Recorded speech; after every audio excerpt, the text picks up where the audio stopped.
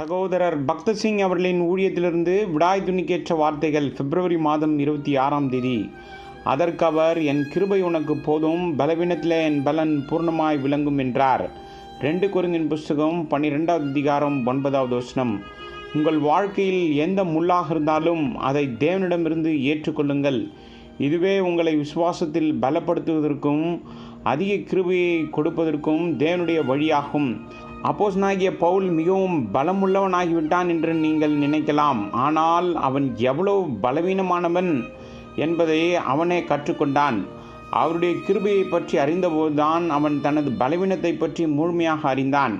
2 கொரிந்தியர் புஸ்தகம் 12வது அதிகாரம் 10வது வசனத்தில் அவன் சொல்கிறான், நான் பலவீனமாக இருக்கும்போதுதான் நான் பலமாக இருக்கிறேன். நம்மை பலவீனமாக வைத்திருக்க தேவன் ஒரு முள்ளை அனுப்புகிறார்.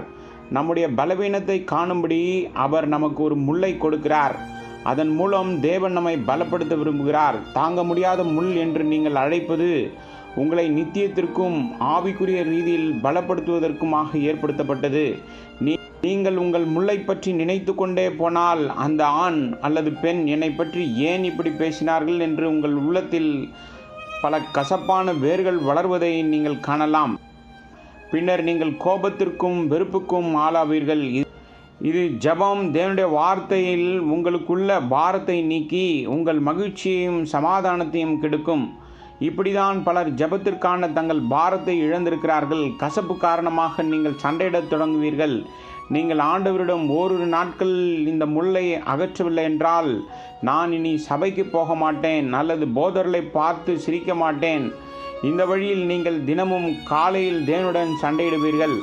அவர் ராஜரீகம் செய்பவர். 3ஆம் வானத்தில் அவர் நமக்கு கற்பிக்க முடியாததை அவர் இந்த முள்ளின் மூலம் பூமியில் நமக்கு கற்பிக்கிறார்.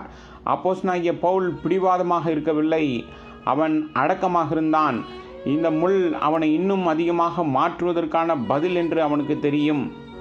தேவனுடைய தரம் மிகவும் உயர்ந்தது. அதனால்தான் நமது முள்கள் அனைத்தும் ஒரு நோக்கத்திற்காக அனுமதிக்கப்படுகின்றது. இதை இப்போது நாம் விரும்பவில்லை.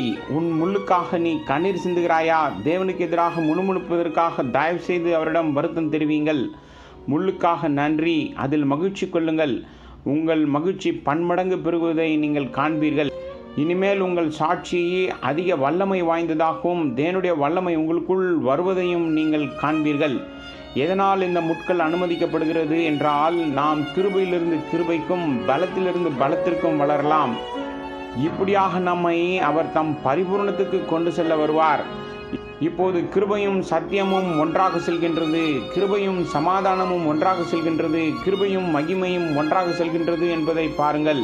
இதே போல கிருபையும் வல்லமையும் ஒன்றாக செல்கின்றது. தேவ கிருபையால் நாம் அவருடைய மகிமையை பார்க்க முடிகிறது. தேவ கிருபையின் மூலம் நாம் தேவனுடைய உண்மையை பெற்றிருக்கிறோம்.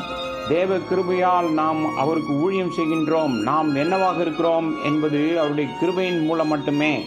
எனவே கிருபையை கொடுக்கும்படி தேவன் நம்முடைய வாழ்க்கையில் முட்களை கொடுக்கிறார். ஊசி போடுவதன் மூலம் நீங்கள் நல்ல ஆரோக்கியத்தை அனுபவிப்பீர்கள் என்று மருத்துவர் உங்களிடம் சொன்னால் எவ்வளவு வலியாக இருந்தாலும் உடனடியாக ஊசிகளை எடுத்துக்கொள்வீர்கள்.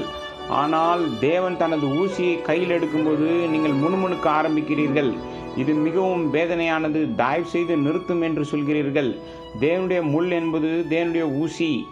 இது நமக்குள் கிரியை கொண்டு வருவதற்காக நமக்குள் குத்தப்படுகிறது.